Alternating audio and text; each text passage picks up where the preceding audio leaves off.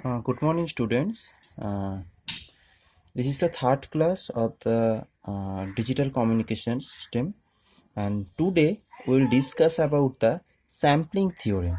Okay, before starting that topic, we discussed that the previous topic that if we go in the pulse code modulation system, then there one important or crucial function is the sampler or sampling.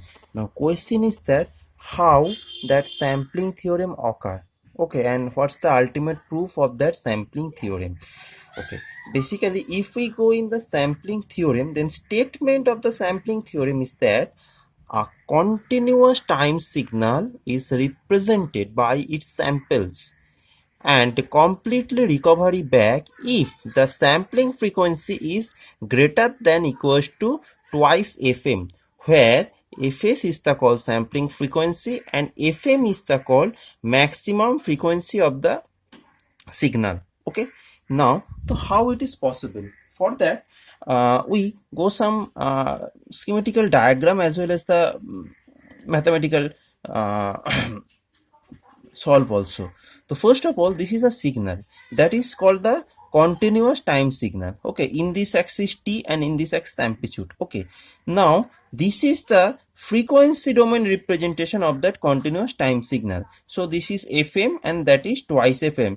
As per that particular theorem, the maximum frequency is fm, so this is the fm. Okay, now we know the sampling means a chopping a signal. So if we have a solid thing, solid item, then we easily chop that. But signal, that is a this is a not a solid item. Okay, solid item means it's not a like bread or like a cake. So how we go for that type of sampling or chopping? Okay, for that we have to use some specific method that is called the multiplication. Okay, so this is my continuous time signal. Okay, and this is the impulse function. We everybody know the what is the impulse time function. Okay, now if this is a multiplier, so if we apply in the multiplier here xt, that is continuous time signal, and here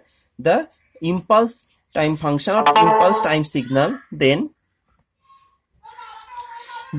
the output of the product of to that particular signal, that is the sample signal. Oh, this is the sampling signal. Okay, now and this is the time domain representation of the sample signal, and this is the frequency domain representation of that particular sample signal. Next we will go for the ultimate proof. Okay, we assume where x omega that equals to 0 for this is a specific term, so that we discuss you the latter. So first of all, if we go that particular diagram, then there are two signals. One is impulse signal and other is continuous time signal, and output is gt. Here we consider that means gt equals to xt into that impulse function. Okay, now the time Fourier signal of that particular impulse function is that 1 by ts, because the sampling frequency is 0, th, 2 ts, dot dot dot dot dot. Okay, 1 by ts, then 1 plus 2 cos st plus 2 cos 2st plus 2 cos 3st dot dot dot, where omega s that is equals to 2 pi fs. Okay, now so if we multiply that signal and that signal, then ultimately gt becomes 1 by ts into xt plus 2xt into cos 2st plus 2xt into cos 2st dot dot dot dot dot, in that way. Okay, next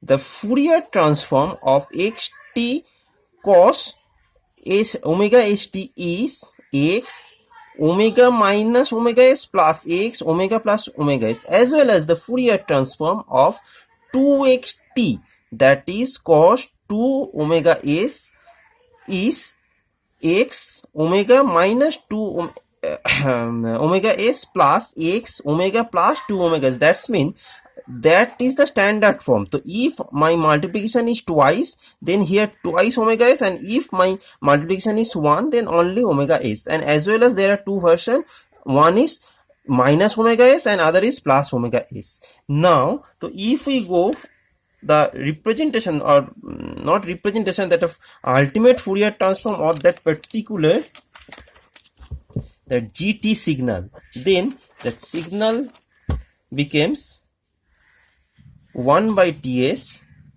x omega t omega plus x omega minus omega s plus x omega plus omega s dot dot dot. And if we summarize the total process, then that is g omega, that equals to 1 by Ts. Upper limit is in plus infinite and lower limit is minus infinite, then x omega minus n omega s. Now this is the mathematical representation, but we have to prove that the sampling frequency fs obviously greater than equals to twice fm. How? For that ultimate proof, we have to observe that particular figure. Okay, so this is the frequency domain representation of that particular sampling theory, sampling signal, that is which is in time domain. Okay, now if we consider that, or if we study that particular signal, then this is fm, okay, and this is minus fm, that is the maximum frequency signal, and this is fs. Fs means frequency signal. Okay, now so if it is fs, so obviously that fs is equal to or greater than equals to twice fm, because if it is fm, then obviously this is twice fm as per that particular figure. So ultimately we say that fs obviously greater than equals to twice fm. Now why greater than equals to the obviously, but why greater than? Because there's some gap.